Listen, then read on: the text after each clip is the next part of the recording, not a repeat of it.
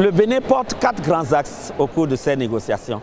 Avec une délégation de 8 membres, le Bénin reçoit des félicitations du PNUE pour avoir soumis à temps ses objectifs nationaux dans la mise en œuvre du cadre mondial sur la biodiversité Kunming-Montréal.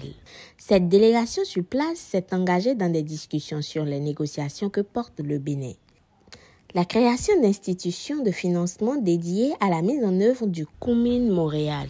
Les questions d'information de séquençage numérique, les questions du genre incluses dans la mise en œuvre du Kunming-Montréal et la position du Bénin face aux enjeux de l'insécurité sur la biodiversité. Vous savez, la dimension genre est une dimension très importante pour la CBD, précisément pour le Kunming-Montréal et pour notre pays, le Bénin. Le genre est à prendre en considération parce que tout ce que nous faisons doit impliquer la mise en œuvre du genre dans tout le processus au niveau développement, au niveau stratégie. Donc avec ce sommet, et je veux parler de cette COP16, nous sommes en train de discuter avec les parties prenantes présentes, les organisations de la société civile et les membres du gouvernement à œuvrer pour que la partie genre, le volet genre soit vraiment beaucoup plus ancré dans nos manières de faire, dans nos différentes stratégies de développement. Les négociations ont connu de grands progrès au cours de cette première semaine.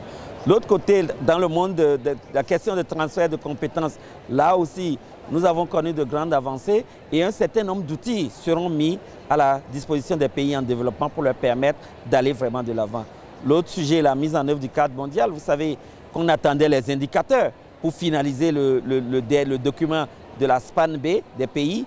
Alors là aussi, nous avons connu de très grands progrès et désormais, nous avons les différents types d'indicateurs qui ont été clarifiés. Nous avons travaillé encore hier toute la nuit et nous aurons d'ici à là les versions finales qui seront mises à la disposition des pays. Et tout cela va permettre donc aux pays de progresser dans la mise en œuvre donc, du cadre mondial sur la biodiversité.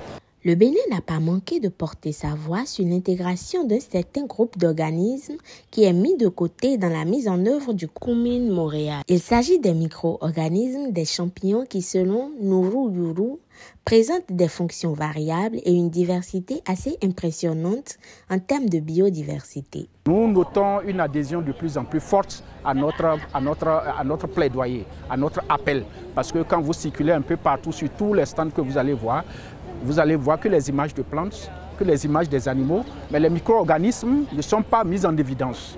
C'est seulement un seul stand, au niveau d'un seul stand que j'ai mis. J'ai vu quelque part, ils ont mis une petite photographie de champignons. Et donc, à travers nos actions, à travers les échanges qu'on a eu à faire, on s'est rendu compte que les gens se sont de plus en plus conscients et que la conscience est réveillée au niveau des gens. Nous avons, avant de venir, nous avons édité un document dans lequel nous avons expliqué un peu comment est-ce que les micro-organismes, dont les champignons, comment est-ce que ces micro-organismes peuvent nous aider à atteindre, à remplir les cibles de la Convention.